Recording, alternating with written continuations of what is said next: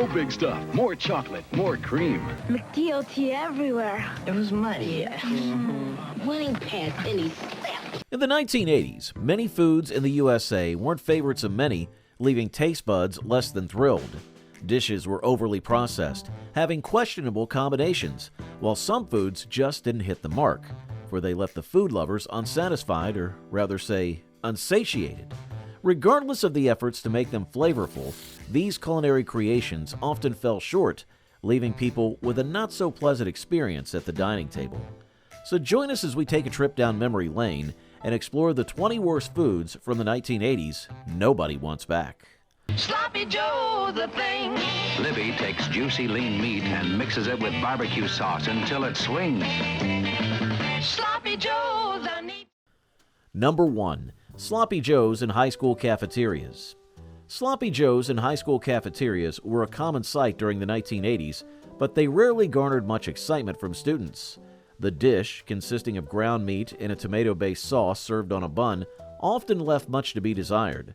Students frequently complained about the questionable quality of the meat used, with its texture sometimes resembling more mystery than substance. Additionally, the sauce tended to veer toward extremes, either overly sweet or bland, rarely hitting that right balance. Many students found themselves disappointed by the flavor and unappealing appearance of the Sloppy Joes, opting instead for alternatives like pizza or sandwiches. Despite attempts by cafeteria staff to improve the recipe, the dish remained a low point in many students' lunchtime experiences. Its reputation for mediocrity persisted throughout the decade, earning it a spot among the worst foods of the era. Even now, nostalgia fails to redeem the Sloppy Joe from its status as a culinary disappointment of the past. Oh, bright ideas and an Oreo cookie. It's a bright idea to dunk it or to crunch it or unscrew it. Number 2. Oreo Big Stuff. The Oreo Big Stuff burst onto the snack scene, offering a supersized version of the beloved classic cookie. However, while the concept seemed enticing at first glance, the reality fell short of expectations. These colossal cookies proved to be more cumbersome than enjoyable, with their unwieldy size making them difficult to eat. Many found themselves struggling to handle the sheer bulk of the big stuff, leading to messy and impractical snacking experiences. Even with their promise of delivering more of the iconic Oreo flavor, consumers quickly grew weary of the logistical challenges posed by these oversized treats. Consequently, the Oreo Big Stuff had a brief stint on the market before ultimately fading into obscurity. While innovation is often celebrated in the food industry, this particular venture serves as a reminder that bigger isn't always better, especially when it comes to beloved classics like the Oreo cookie. After witnessing the impracticality of the Oreo Big Stuff to now the fleeting flavor of Dr. Pepper gum, the era of the 1980s saw attempts to innovate snack favorites. So, how did these products reflect the area's pursuit of novelty and convenience and snacking culture? Number 3. Dr. Pepper gum. Dr. Pepper gum came out as an innovative attempt to capture the essence of the popular soda in chewable form. The gum boasted a liquid center designed to replicate the distinct taste of Dr. Pepper, offering consumers a novel sensory experience. However, despite its creative concept, the gum failed to gain lasting popularity. Many who tried it found the flavor to be disappointingly short-lived, quickly fading away after just a few chews. Furthermore, some felt that the gum didn't quite capture the true essence of Dr. Pepper, leading to a sense of dissatisfaction among customers. In spite of the initial intrigue, the novelty of Dr. Pepper gum wore off quickly, and it soon became classified into the realm of forgotten snacks. While the idea of soda-flavored gum was intriguing, the execution ultimately fell short of expectations, highlighting the challenges of translating iconic flavors into alternative formats. High C Ecto Cooler. Slimer's new fruit drink. You've been warned. Number 4. High C Ecto Cooler. High C Ecto Cooler burst onto the scene, capitalizing on the popularity of the Ghostbusters franchise in the 1980s. Marketed as a tie-in to the beloved animated series, this brightly colored drink aimed to capture the imaginations of both children and fans alike. However, While the packaging may have been appealing, the taste left much to be desired for many consumers. Ecto Cooler was criticized for its overwhelming sweetness, which often felt artificial and cloying. Despite its vibrant hue and nostalgic association with Ghostbusters, the drink failed to win over discerning palates. Some argue that the emphasis on marketing overshadowed the quality of the product itself, leading to disappointment among those expecting a more satisfying beverage experience. As a result, Ecto Cooler became synonymous with flashy marketing tactics and lackluster flavor, earning its place among the worst foods that few would clamor to see make a comeback. And the lettuce stays crisp. Could be the best tasting lettuce and tomato hamburger ever. Number 5. The McDLT. In that era, McDonald's introduced the McDLT, a burger designed to keep the lettuce and tomato cool while the patty stayed hot. This innovative packaging approach aimed to maintain the freshness of the toppings until consumption. However, despite its novel concept, the McDLT faced criticism on multiple fronts. The elaborate packaging, which separated the hot and cold ingredients, resulted in excessive waste and environmental concerns. Furthermore, while the idea of a freshly assembled burger was appealing, the taste and quality of the McDLT could have been better for many customers. Some found the burger to need more flavor and texture, failing to live up to the standards set by other McDonald's menu items. Additionally, the McDLT's complicated packaging made it less convenient than traditional burger options, further diminishing its appeal. Ultimately, the McDLT became a symbol of misguided innovation and environmental disregard, earning its place among the worst foods that were left in the past. Then, from the excessive packaging of the McDLT to the disastrous reformulation of New Coke, the era witnessed ambitious attempts to redefine iconic products. Then, how did these endeavors reflect the era's appetite for innovation and consumer preferences? New taste, it's the Coke reaching new heights. Coke is just how you feel when you know it's for real. It's a kick, it's a hit, it's a Coke. Coke is it. Number 6. New Coke. In 1985, Coca-Cola unveiled New Coke, a bold attempt to reinvigorate its brand and boost sales. However, the reformulation backfired spectacularly, sparking outrage among longtime fans of the original Coca-Cola. The new formula boasted a significantly sweeter taste, which many found to be off-putting and inferior to the classic flavor they knew and loved. Despite extensive market research and testing, New Coke failed to resonate with consumers, leading to a massive backlash. Coca-Cola faced widespread criticism and boycotts, with customers demanding the return of the original formula.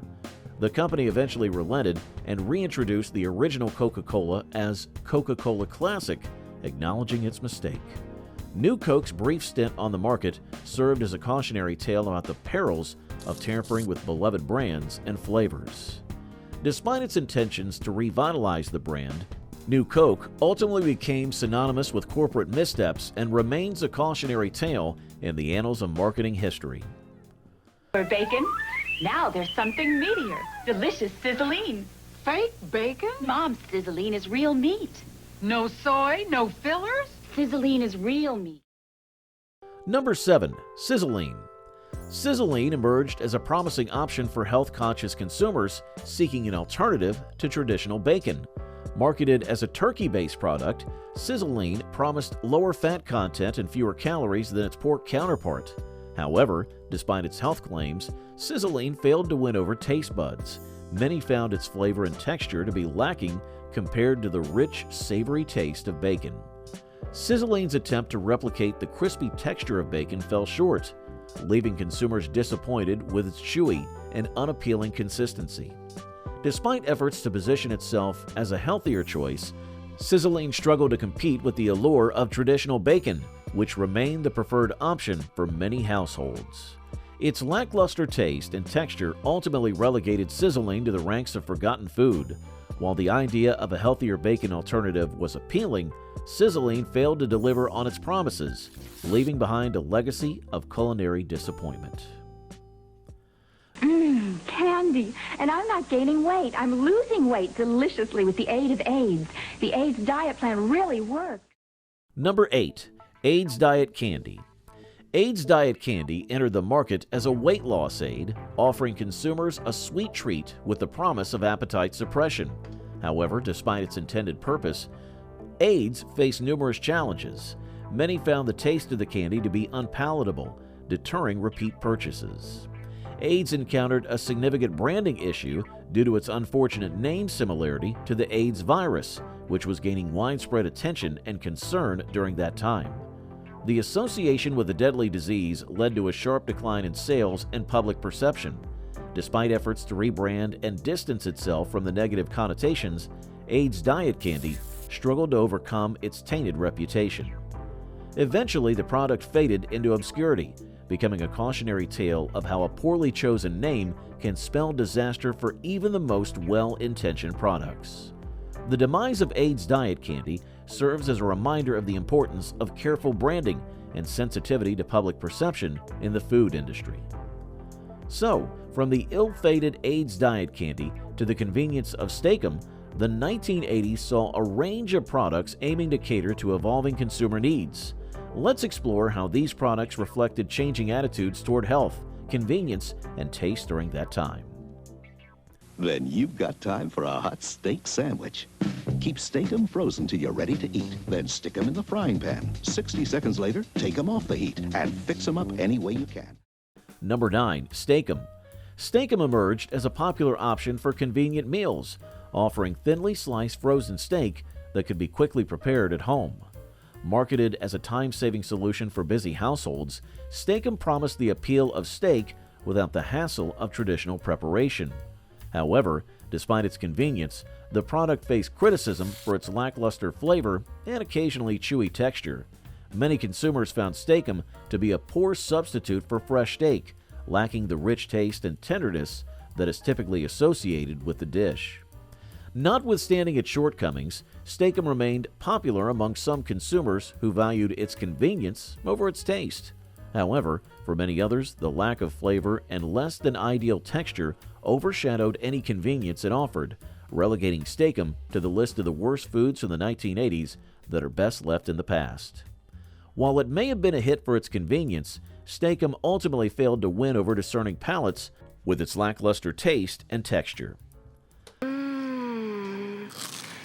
Hey, what are you having? A crispy panini with chicken, spinach, mushrooms, and an Asiago cheese sauce grilled to perfection right in the microwave. It's one of those new paninis from Lean Cuisine. Number 10. Lean Cuisine. Lean Cuisine made its debut as a convenient option for those seeking low-calorie frozen meals. Marketed as a healthier alternative to traditional frozen dinners, Lean Cuisine promised portion-controlled options without sacrificing taste. However, despite its health-conscious branding, early versions of Lean Cuisine received criticism for their bland and unsatisfying flavors. Many consumers found the meals to lack the robust taste and satisfying textures they desired, leaving them feeling underwhelmed after consumption. In spite of efforts to improve recipes and enhance flavors over the years, Lean Cuisine's reputation for mediocrity persisted throughout the decade. While it may have offered a convenient solution for calorie-conscious consumers, Lean Cuisine failed to deliver on the promise of enjoyable dining experiences. Lean Cuisine, a long-standing fixture in the frozen food aisle, has often been criticized for its underwhelming culinary experience. Despite its convenient and health-conscious branding, it has faced challenges in appealing to those with refined taste due to its uninspiring flavors and textures. Burgers at noontime, burgers after school time, cheeseburgers during prime time. When the burger's on a bagel, you can eat burgers anytime. Number 11. Bagel Bites. Bagel Bites came out in the 1980s as a popular snack option, particularly beloved for their convenience and appeal to children. These bite-sized treats promised the flavors of pizza on miniature bagels, making them a hit for quick and easy snacking. However, despite their widespread popularity, Bagel Bites faced criticism from some quarters. Critics often pointed out the challenge of achieving the perfect texture when cooking them, with the mini bagels prone to become either too hard or too soggy if not prepared just right. Some found the taste of Bagel Bites to be lacking compared to traditional pizza, with their flavors sometimes falling flat. Despite these criticisms, Bagel Bites maintained their status as a go-to snack option for many families throughout the decade. While they may have offered convenience and novelty, Bagel Bites ultimately failed to deliver the satisfying taste and texture that discerning snackers craved, earning them a place among the worst foods. So after the Bagel Bites, how did Crystal Pepsi reflect the 1980s experimentation with convenience and novelty in the food and beverage industry? And what factors contributed to its ultimate lack of lasting appeal? Let's find out. There's never been a product quite like it. Crystal Pepsi. A whole new cola experience. A completely different kind of soft drink with a unique cola flavor. Number 12, Crystal Pepsi. In the late 1980s, the idea for Crystal Pepsi was born, eventually hitting the shelves in 1992. This clear cola was touted as a revolutionary departure from traditional sodas, offering consumers a unique and visually striking beverage experience. However, despite its initial novelty, Crystal Pepsi failed to capture the lasting interest of consumers. Many found the taste of Crystal Pepsi to be too similar to regular Pepsi, leading to confusion and a lack of differentiation, with some consumers being put off by the idea of a clear cola associating the beverage's color with a lack of flavor or unnatural ingredients. As a result, Crystal Pepsi quickly lost its appeal and was discontinued just a few years after its launch. Despite attempts to capitalize on the trend of clear beverages, Crystal Pepsi ultimately failed to carve out a lasting niche in the soda market, cementing its status as one of the worst foods that only some would want to make a comeback.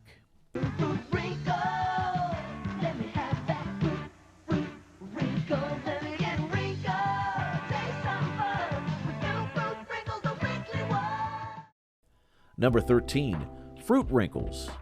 Fruit Wrinkles emerged as a fruit snack aiming to tap into the health-conscious trend by presenting itself as a more natural alternative. Marketed as a healthier option compared to traditional sugary snacks, Fruit Wrinkles boasted a simpler ingredient list and the appeal of real fruit flavors.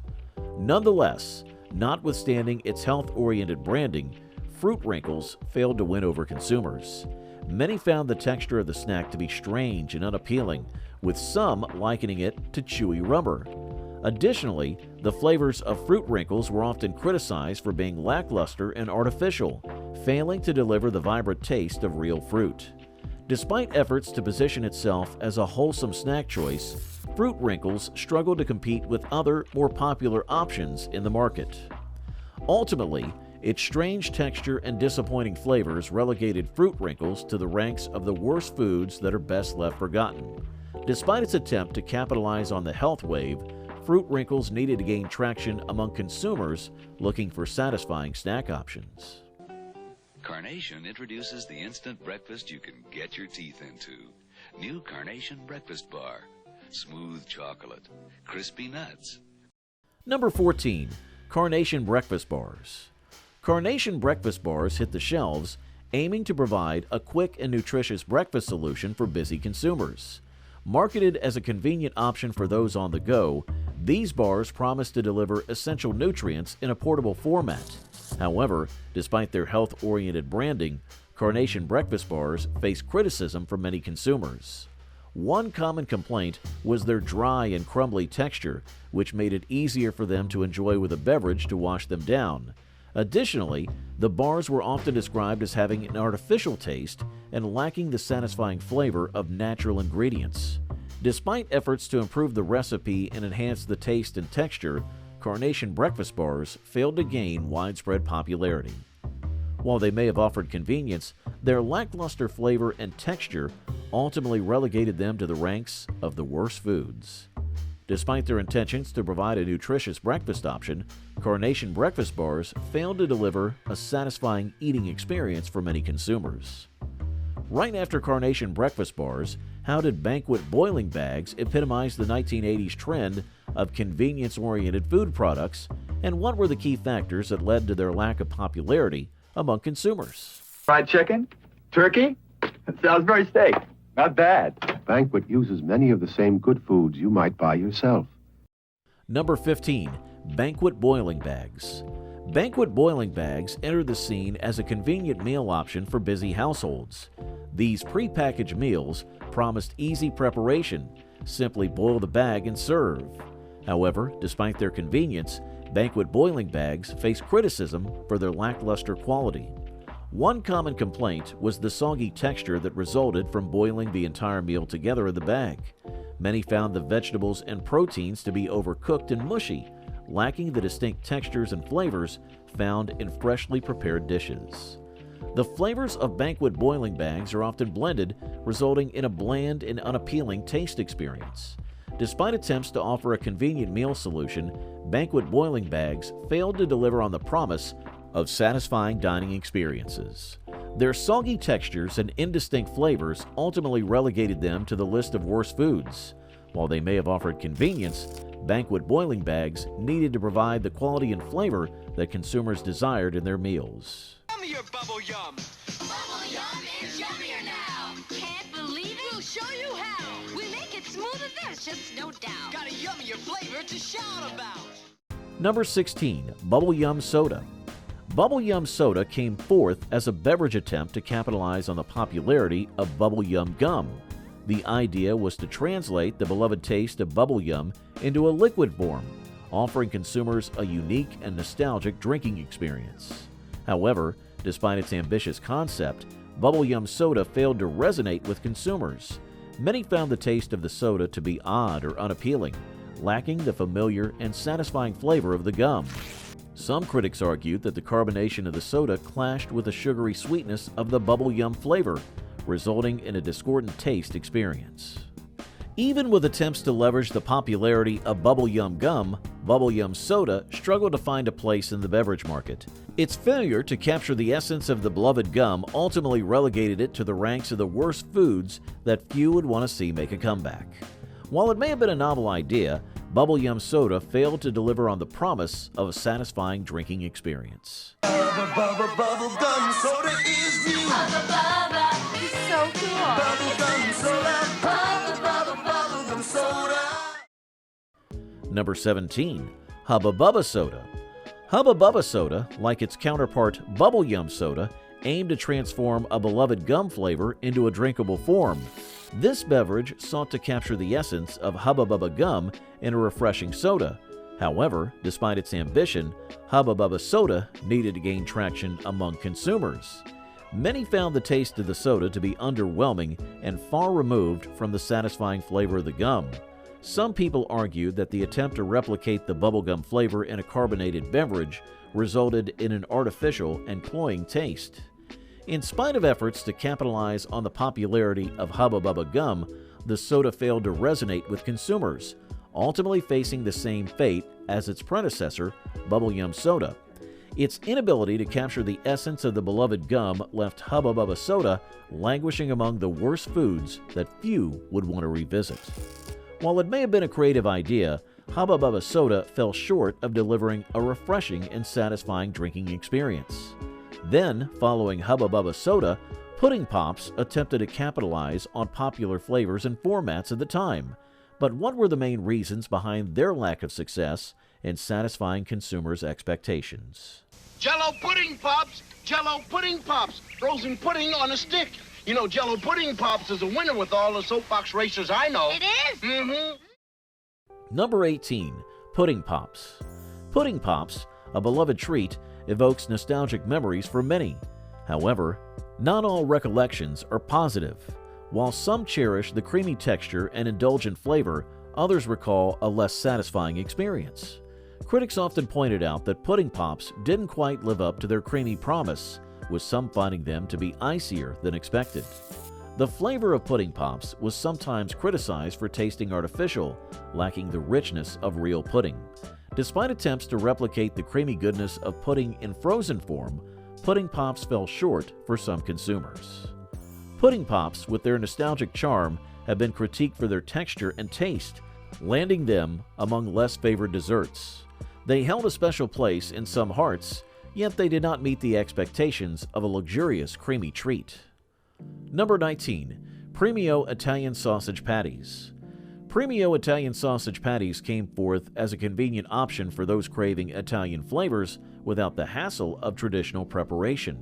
While they didn't evoke universal disdain, these sausage patties faced criticism from some consumers. One common complaint was their greasy texture, with some finding them to be overly oily and heavy. In addition, the flavor of Premio Italian sausage patties was often deemed artificial by critics, lacking the authentic taste of homemade Italian sausage. Despite attempts to capture the essence of Italian cuisine, these patties fell short for some consumers. While they may have offered convenience, the greasy texture and artificial flavor of Premio Italian sausage patties ultimately earned them a place among the worst foods. I have everything you need for a great spaghetti dinner. All in one package, nothing to add. Chef Boyardee complete spaghetti dinner with meat sauce. And at number 20, Chef Boyardee Anything. Chef Boyardee products held a prominent place in many households, offering a convenient and affordable option for quick meals. However, despite their widespread popularity, Chef Boyardee's items often face criticism for their lackluster quality. One common complaint was the mushy texture of the pasta found in these canned meals, with many finding it unappealing and overcooked. The sauces in Chef Boyardee's products were often ridiculed for their overly sweet taste and tinny flavor, lacking the depth and richness of homemade sauces. Despite their convenience, Chef Boyardee's items failed to deliver the satisfying taste and texture that consumers desired in their meals. While they may have provided a quick and easy solution for busy families, the mushy pasta and artificial tasting sauces ultimately earned Chef Boyardee products a spot among the worst foods from the 1980s. Despite their nostalgic appeal, many would prefer to leave these canned meals in the past and opt for fresher and more flavorful alternatives.